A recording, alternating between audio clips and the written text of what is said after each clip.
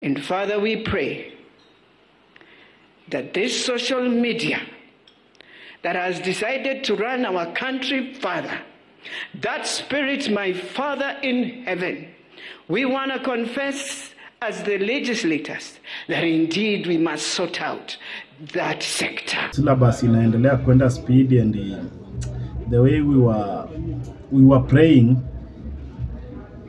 wale mapasta watuombee na mabishop na wale wote wa imam nini, but the politicians turns themselves into mapasta, and tumeona mienendo ya wanasiasa, wanakuja bado wanatudanganye tu, wanatuombea, wanafanya nini in the name of cool temperature, you defend while attacking. So kuna kitu imehappen pale leo, nimeona Elachi akiombea watu, and the prayers that were being prayed there, ile ni prayer yenye hata iwezi toka nje ya roof, and guys, we were wondering why such prayer. Kuna vitu mingi za kuombea nchini Kenya.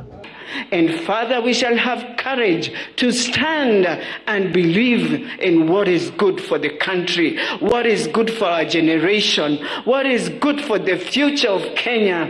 Father, forgive us.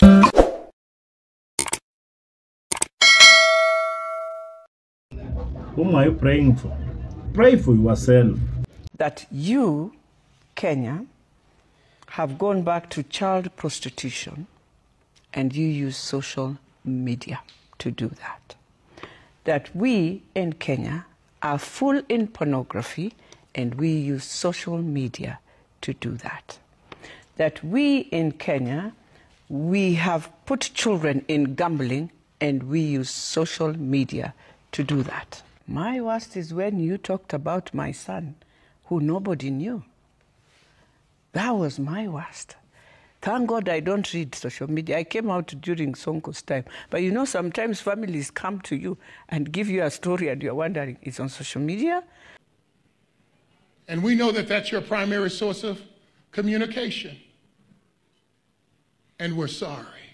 Now we want to bring you to the table so that you can have a voice, because you're no longer a child, you're an adult.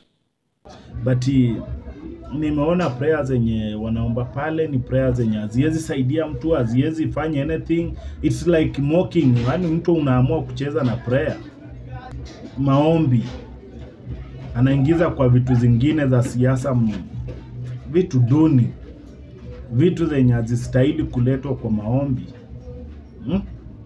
Ama huyu Mungu mwenye tunaomba ni tofauti na Mungu mwenye wao wanaomba. So from today, achia mapasta kazi yao, achia wale watu wa kuomba kazi yao. Kama wewe ni mwanasiasa, uendelea kufanya hiyo siasa yako, tumezoea. But mocking, kuleta prayer mahali hakuna, then you just cheat yourself that unaombea watu. Whom are you praying for? Kuna mtu amekuambia muombe? Pray for yourself. You are a sinner.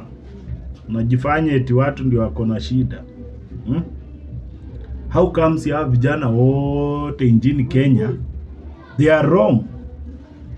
Why are they wrong? Mbona tu hao tu ndio wameamua kwenda wrong side wote? Thinking that wewe mtu mmoja you are right. Stop pretending that you are pure. The other day uliomba maombi, ile kiti kafanyika, Mungu akajibu maombi yako. Sasa bado pia unaendelea kuomba maombi. Whom are you praying for? Pray for yourself. So you can follow our platforms at HKTV YouTube, HKTV TikTok, kila mahali HKTV. Subscribe, follow us, and we grow together, we share our views together.